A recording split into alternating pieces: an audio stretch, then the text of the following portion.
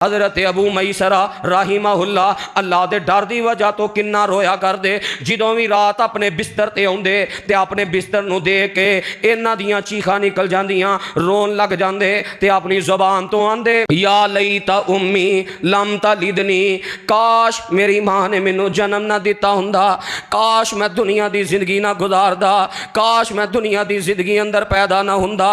सुम्मा यबकी, फिर इन्ना ज़ारो कितार रोंदे, इन्ना रोंदे कि साथी पुछदे ने ऐ अबू मैसरा बात की है, जदों भी अपने बिस्तर ते आउंदे हो इन्ना रोंदे हो, इन्ना रोंदे हो, वजह की है? आंदे ने मैं अपने बिस्तर ते आउना ते मैनू एक गल याद आ जाती है कि कल क़यामत दा दिन होएगा, अल्लाह ने जहन्नम ते गुजरन वास्ते एक पुल सिरात रखिया है। पुल सिरात तो गुजरना मेरे इलम अंदर है, मेरी खबर अंदर है, क्योंकि कुरान ने जो बयान कर दिता है वा इमिनकुम इल्ला वारिदुहा काना अला रब्बिका हतमम मकज़िया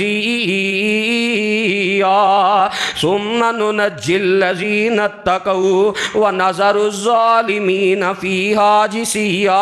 आंदे ने इस बात दी ते खबर है कि हर बंदे नू जहन्नम दे पुल सिरात तो गुजारिया जाएगा, लेकिन ये खबर नहीं कि वो तो निजात पाने वाले अंदर मेरा भी नाम है कि नहीं, मैं उतो लंघ सकांगा कि नहीं, मैं उन्हां खुश नसीब लोगों अंदर शामिल हो सकांगा कि नहीं जिन्हां दी कैफियत होएगी। बाज़ मोमिन जद पुल चढ़सन ते दोज़ख कैसी पाई,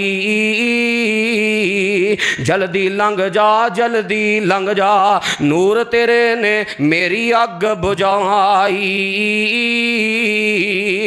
ओ कैफियत मैनू याद आउंदी है, पता नहीं मैं लंघ सकांगा कि नहीं। जहन्नम दा बिछौना, जहन्नम दा बिस्तर याद आ जांदा है। ओ कदी असी भी अल्लाह दे डर दी वजह तो इन्हां चीज़ां तो इबरत पकड़ी है।